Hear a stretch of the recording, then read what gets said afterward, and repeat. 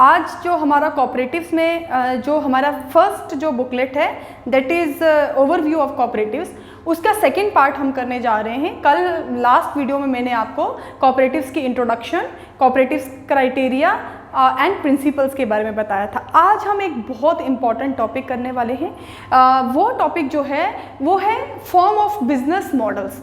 Cooperatives is also a form of business models, लेकिन उसके साथ साथ बहुत सी ऐसी आइडियोलॉजीज़ हैं जो बिजनेस मॉडल को रन करती हैं थ्रू आउट द वर्ल्ड। तो दैट मीन्स कि अगर हम उसके बेसिस पे देखें तो आपको you have to know about the comparison of cooperation with rest of the business models and difference of cooperatives with rest of the business models। तो अगर हम दूसरे business models की बात करें तो उसमें है socialism, कैपिटलिज्म एंड कम्युनिज्म। तो आज हम बात करेंगे कि कॉपरेटिव्स जो हैं वो किस तरीके से इन तीनों आइडियोलॉजीज से सिमिलर है और किस तरीके से इन तीनों आइडियोलॉजी से डिफरेंट है। तो बात हम स्टार्ट करेंगे कैपिटलिज्म की, कैपिटलिज्म वर्सेस कॉर्पोरेशन। तो कैपिटलिज्म सबसे पहले आपको ये पता होना चाहिए कि कैपिटलिज्म जो है वो एक प्रॉफिट ओरिएंटेड, उनकी ओरिएंटेशन जो होता है वो प्रॉफिट के ऊपर बेस करती है और ये इंडिविजुअल यानी कि प्राइवेट इंडिविजुअल्स पे फोकस करता है। कोऑपरेटिव सोसाइटी इससे कैसे डिफरेंट है कि कोऑपरेटिव सोसाइटीज कैपिटलिज्म के इवल इफेक्ट्स को ख़त्म करने के लिए जो थी वो बनाई गई थी। तो लेकिन है तो कोऑपरेटिव भी बिजनेस मॉडल, ये कहीं ना कहीं कैपिटलिज्म से बहुत ज़्यादा जो है वो रिलेट भी करता है और बहुत ज़्यादा अलग भी है। वो कैसे? सबसे पहला आ गया सिमिलैरिटीज़ की बात हम करेंगे। अगर हम कैपिटलिस्ट और कोऑपरेटिव्स की, कैपिटलिज्म और कॉर्पोरेशन की सिमिलैरिटीज़ देखें तो दोनों एम्फेसिस करते हैं ऑन कैपिटल पे। नेक्स्ट, लेबर, और जब भी कोई प्रोडक्शन की जाती है तो दोनों का जो मेन फोकस होता है वो लेबर इंटेंसिव होता है, दोनों में लेबर की ज़रूरत होती है। थर्ड आ गया कि ये अपनी जो ऑर्गेनाइजेशन है उसको मैनेज करते हैं दोनों ही एग्जीक्यूटिव्स के थ्रू। नेक्स्ट आ गया heavily dependent on business efficient, दोनों ही मॉडल्स जो हैं वो बिजनेस एफिशिएंसी पे डिपेंडेंट होते हैं। And last but not the least, both are against state interference, चाहे वो कैपिटलिस्ट मॉडल हो चाहे वो कोऑपरेटिव मॉडल हो, दोनों ही स्टेट इंटरफेरेंस जो है वो नहीं चाहते। अब आ जाता है इनका बीच का डिफरेंस, ये बहुत इंपॉर्टेंट है क्योंकि जैसे कि मैंने आपको बताया कि चाहे कैपिटलिस्ट ऑर्गेनाइजेशन हो चाहे कोऑपरेटिव ऑर्गेनाइजेशन हो, दोनों जो हैं वो कैपिटल पे बेस्ड होती हैं। लेकिन डिफरेंस क्या है? डिफरेंस ये है कि जो कैपिटलिस्ट ऑर्गेनाइजेशन होती है उनका प्राइमरी फोकस ही कैपिटल होता है, लेकिन जो कोऑपरेटिव्स होती हैं उनका प्राइमरी फोकस कैपिटल नहीं होता है, उनका प्राइमरी फोकस कॉर्पोरेशन होता है। नेक्स्ट आ गया कि जो कैपिटलिस्ट ऑर्गेनाइजेशंस होती हैं वो टोटली प्रॉफिट ओरिएंटेड होती हैं, लेकिन जो कोऑपरेटिव्स होती हैं वो सर्विस, उनका मोटो जो होता है वो सर्विस होता है।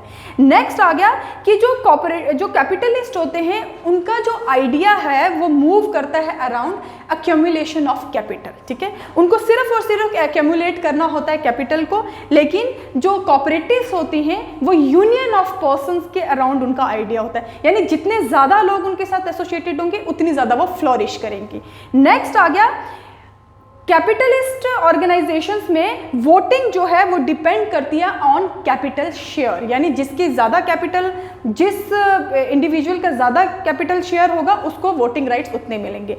लेकिन लास्ट वीडियो में मैंने आपको बताया था कि कोऑपरेटिव्स में ऐसा कुछ नहीं होता, यहाँ पे वन मेंबर वन वोट का कंसेप्ट है, यानी कि सबको इक्वल राइट्स मिलते हैं वोटिंग के टाइम पे। नेक्स्ट आ गया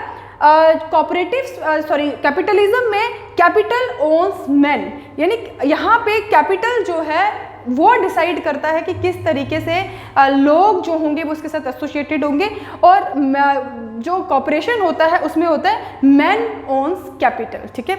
नेक्स्ट आ गया यहाँ पे कट थ्रॉट कंपटीशन होता है, यानी कि जो कैपिटलिस्ट एंटरप्राइजेज होती है वहाँ पे कट थ्रॉट कंपटीशन होता है, क्योंकि ये मार्केट ओरिएंटेड। अगर हम मार्केट की बात करें तो अगर एक जैसी कंपटीशन में, एक जैसा मार्केट में कोई एक जैसा कंपटीशन है तो हर कोई जो है एक से एक से ऊपर जाने की कोशिश करता है। तो यहाँ पे इसीलिए हमेशा कट थ्रोट कॉपरेशन होती है, सॉरी कट थ्रोट कंपटीशन होता है। लेकिन अगर हम कॉपरेटिव्स की बात करेंगे तो लास्ट वीडियो में मैंने आपको बताया था कि कॉपरेशन इन कॉपरेटिव्स, क्योंकि ये पूरे के पूरे डिपेंडेंट होते हैं एक दूसरे को, कॉपरेटिव जो है वो एक दूसरे की जो कॉपरेटिव सोसाइटीज़ है उनके साथ कॉपरेशन में चलती हैं। तो ये था इनका सिमिलैरिटीज एंड डिफरेंसेस। अब हम आ जाते हैं सोशलिज्म वर्सेस कॉपरेशन। तो सोशलिज्म बेसिकली और कॉपरेशन जो है वो कहीं ना कहीं बहुत सिमिलर है एक दूसरे से। कैसे है वो मैं आपको बताती हूँ। सबसे पहले सिमिलरिटीज़ के abolition of class struggle. Socialism, हर किसी स्टूडेंट ने सोशलिज्म के बारे में पढ़ा होता है और सोशलिज्म जो है उसका कंसेप्ट ही आया था अगेंस्ट द क्लास स्ट्रगल, ठीक है। तो दोनों ही क्लास स्ट्रगल की एबोलिशन के बारे में बात करते हैं, दोनों ही प्रॉफिट ओरिएंटेड इकोनॉमी की बात करते हैं कि इकोनॉमी, अगर जनरल इकोनॉमी में प्रॉफिट, ये इंडिविजुअल इकोनॉमी की बात नहीं चल रही, एक जनरल इकोनॉमी जिसमें प्रॉफिट होना चाहिए। नेक्स्ट, इनका जो मेन एम होता है दोनों का वो होता है इकोनॉमिक इक्वालिटी, यानी एक्यूमुलेशन ऑफ वेल्थ जो है वो फ्यू हैंड्स में नहीं होना चाहिए, that should be spread among all the people in the countries. Next, चाहे इनकम हो चाहे वेल्थ हो वहाँ पे इक्वालिटी। डीपीएसपी जब आप पढ़ते हो तो उसमें आपने पढ़ा होगा, अगर हम इंडियन सोशलिज्म की बात करें तो वो डेमोक्रेटिक सोशलिज्म की बात करता है। तो दैट मीन्स कि यहाँ पे भी दोनों का जो मेन मोटिव होता है वो होता है इन इक्वालिटीज को रिड्यूस करना, ठीक है। नेक्स्ट आ गया, इन दोनों का ही मोटिव जो होता है वो होता है एलिमिनेशन ऑफ कॉम्पिटिटिव फोर्सेज, कि कॉम्पिटिटिव फोर्सेज की एलिमिनेशन करना।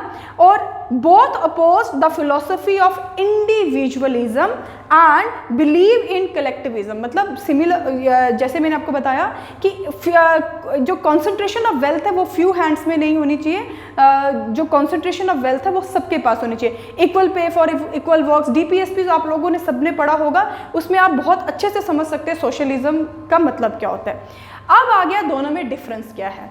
डिफरेंस ये है कि जो सोशलिज्म है वो बात करता है change the present economic order. इसका ये मतलब है कि सोशलिज्म जो है वो बेसिकली पूरे के पूरे सिस्टम को, पूरी की पूरी गवर्नेंस में चेंज लाने की कोशिश करता है। लेकिन जो कॉपरेशन है, कोऑपरेटिव सोसाइटीज़ हैं, वो suits to all economic order, यानी वो पूरे इकोनॉमिक ऑर्डर को चेंज नहीं करना चाहती हैं, वो पर्टिकुलरली उन सिस्टम्स को चेंज करना चाहती है जिसमें कुछ फ्लॉज होते हैं। नेक्स्ट आ गया, सोशलिज्म जो है वो एक पॉलिटिकल रेमेडी है, मतलब कि यहाँ पे एक ये पूरे सिनेरियो को मैं अगर चेंज लाना चाहते हैं तो वहाँ पे एक पॉलिटिकल चेंजेस होने की बहुत ज़्यादा ज़रूरत होती है कि एक पूरा पॉलिटिकल सिस्टम ही उसके थ्रू चेंजेस हो जाता है। जैसे 1920s के बाद से एमरजेंस ऑफ न्यू फोर्सेस, तो आपने देखा होगा कि इंडियन लीडर्स जो उससे पहले सिर्फ और सिर्फ बात करते थे सेल्फ रूल की या फिर हिंद स्वराज की, उसके बाद एकदम से सोशलिज्म, क्योंकि पूरा का पूरा पॉलिटिकल सिस्टम ही इसकी वजह से चेंज हो जाता है। लेकिन जो कॉर्पोरेशंस हैं वो एक्यूमुलेशन, वो बात करते हैं alternative to solve economic problem. दोनों में डिफरेंस सबसे ज़्यादा ये है कि ये पूरे सिस्टम को चेंज करते हैं और ये जो है ये सिर्फ उस प्रॉब्लम को फोकस करते हैं जिसकी वजह से इकोनॉमी में कोई ना कोई प्रॉब्लम आ रही थी। नेक्स्ट आ गया जो सोशलिज्म होता है, it is against accumulation of wealth, जो मैं आपको बता चुकी हूँ कि फ्यू हैंड्स में जो है वो वेल्थ नहीं रखना चाहेंगे, लेकिन यहाँ पे एक्यूमुलेशन ऑफ वेल्थ की बात की जाती है। यहाँ पे मतलब कॉर्पोरेशन, जो कोऑपरेटिव सोसाइटी होती है उसमें एक्यूमुलेशन ऑफ वेल्थ की बात की जाती है। ये मैं आपको लास्ट वीडियो में बता चुकी हूँ कि एक्यूमुलेशन ऑफ वेल्थ जो होती है वो इनके मेंबर्स में ही होती है, जिसको ये एसेट की फॉर्म में रखते हैं, जो भी सरप्लस आता है उसको एसेट की फॉर्म में रखते हैं, और वो किसके लिए होता है, सस्टेनेबल डेवलपमेंट के लिए। नेक्स्ट आ गया कि जो सोशलिज्म है वो वेलफेयर ऑफ द पीपल की बात करता है, लेकिन कोऑपरेटिव जो है वो सर्विस टू मेंबर्स की बात करते हैं कि उनके साथ जो एसोसिएटेड मेंबर्स हैं उनको सर्विस प्रोवाइड करवाना और उनको एट लार्ज जो है वो बेनिफिट होना चाहिए।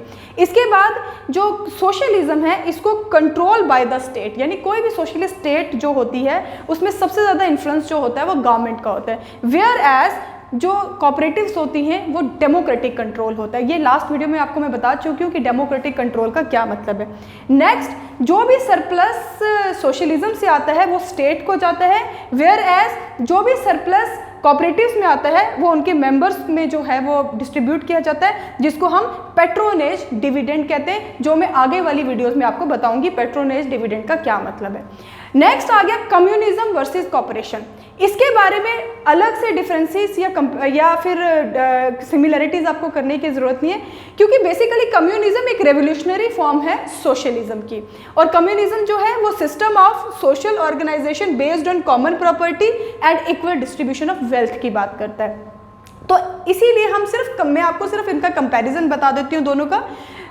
जो कम्युनिज्म है वो एलिमेंट ऑफ फोर्स और कंपल्शन की बात करता है। मैंने आपको कल वाली वीडियो में बताई थी कि कोऑपरेटिव्स वॉलंटरी एसोसिएशन की बात करता है कि ज़्यादा से ज़्यादा लोग जो भी उसमें आएंगे वो डेमोक्रेटिकली आएंगे, उनको कोई ज़बरदस्ती नहीं ला सकता, वो विलिंगली यहाँ पे इसका पार्ट बनेंगे। नेक्स्ट आ गया कि जो कम्युनिज्म है वो एक रेवोल्यूशनरी मीन्स है। रेवोल्यूशनरी मीन्स की सोसाइटी एट लार्ज में एक बहुत बड़ी चेंज या इनइक्वालिटी थी तो बहुत बड़ी चेंज लानी थी, तो एक रेवोल्यूशन हुई, उसकी वजह से कम्युनिज्म जो है वो इस्टेब्लिश हुआ।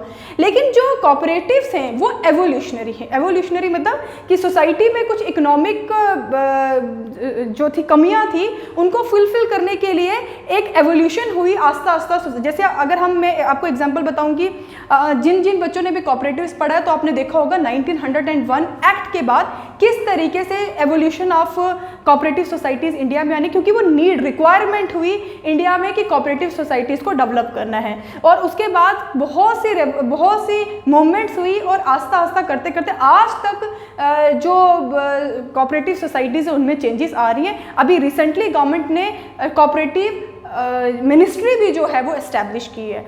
नेक्स्ट आ गया कि मेजॉरिटी ऑफ सफरिंग, यानी कि यहाँ पे क्या होता है कि कम्युनिज्म क्यों आता है, जब पूरी मेजॉरिटी में मतलब बहुत से लोग जो वो उनमें इनइक्वालिटीज़ हैं या वो इकोनॉमिक सिस्टम से बहुत ज़्यादा सफरर हैं, तो कम्युनिज्म का कंसेप्ट आया था। ये जो आया था going in any system change with in system, इसका सिंपल मतलब ये है कि कॉर्पोरेशन जो है वो कोई एक सोसाइटी एट लार्ज में कोई चेंजेस नहीं लाता है, वो विद इन द सिस्टम के अंदर ही अगर कोई इकोनॉमिक ड्रॉबैक्स हैं तो उनको ठीक करने की कोशिश करता है और उस सिस्टम को पूरी तरीके से थ्रू मीन्स ऑफ कॉर्पोरेशन ठीक करने की कोशिश करता है। तो ये था that this is all about business corporation as a form of business organisation.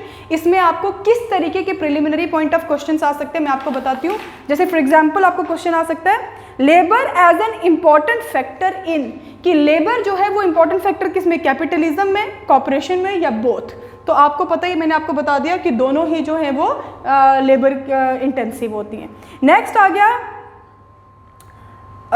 Which of the following come to eradicate the evil effect of capitalism, कि इवल इफेक्ट ऑफ कैपिटलिज्म को ख़त्म करने के लिए क्या आया था, तो आपको पता होगा कि कोऑपरेटिव्स, मैंने आपको ये बता दिया। नेक्स्ट आ गया union of person as an important for, union of person जो है वो किसके लिए इंपॉर्टेंट है, तो ये सब मैं आपको जो है वो करवा चुकी हूँ। जो भी इसमें प्रिलिमिनरी पॉइंट ऑफ व्यू से क्वेश्चन है, हमने अपनी पूरी बुकलेट को जो है वो प्रिलिमिनरी पॉइंट ऑफ व्यू से उसको कन्वर्ट कर दिया। जब भी आप टेस्ट देंगे तो इस तरीके के सारे क्वेश्चन जो हैं वो आपको हमारी बुकलेट में मिलेंगे। तो नेक्स्ट वीडियो में मैं आपको जो हमारी सेकेंड बुकलेट है उसके बारे में बताऊंगी। Thank you so much.